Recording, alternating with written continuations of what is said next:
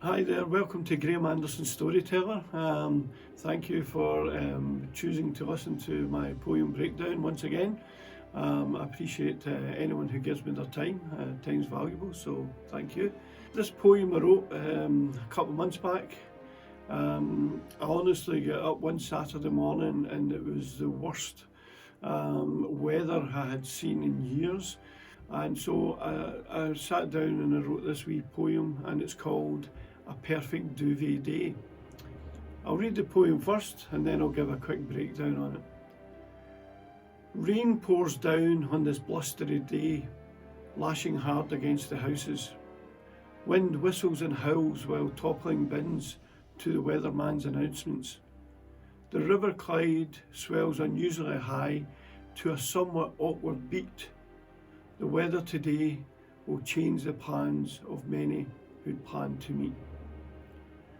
Turn the heating on, put it way up high, turn the dial to setting toasty, keeping jammies on and stay indoors, unlike our army of posties. Get the telly on, then snuggle down under the warmth of a favourite duvet. Spend this windy day cosy down at home watching some old classic movies.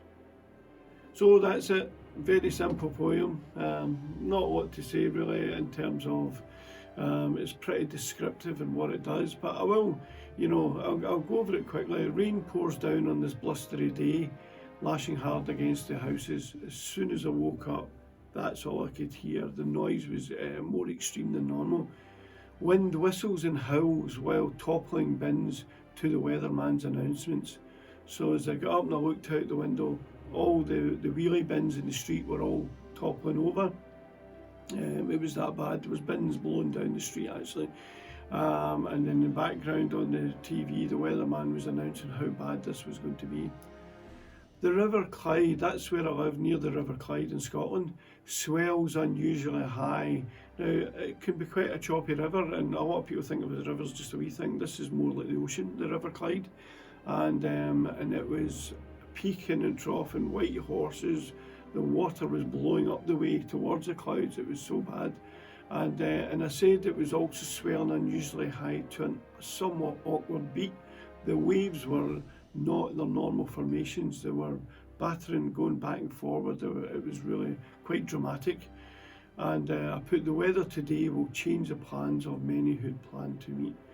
So, I knew that day we were meant to be going to Glasgow and we weren't going out, because it was just so bad.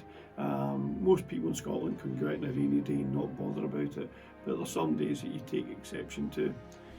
So I said, turn the heating on, put it way up high, turn the dial to setting toasty. And there's nothing better than a miserable, wet, raining, windy day than turning the heating up and getting yourself into, lockdown position, but not like the current lockdown. And keeping your jammies on, your pyjamas, and staying indoors, unlike the army of posties. The poor postman had to struggle along that morning, and I watched him. He was really having a hard time trying to control things. So he didn't have a choice about getting out or not. He had to go out. Get the telly on and snuggle down under the warmth of a favourite duvet. If you're on your own, that's fine. Get your big duvet wrap around you. If you've got a partner, snuggle down, get the gas fire on, get wrapped up and get the telly on, get yourself a wee snack or whatever, and just get there all ready under the duvet.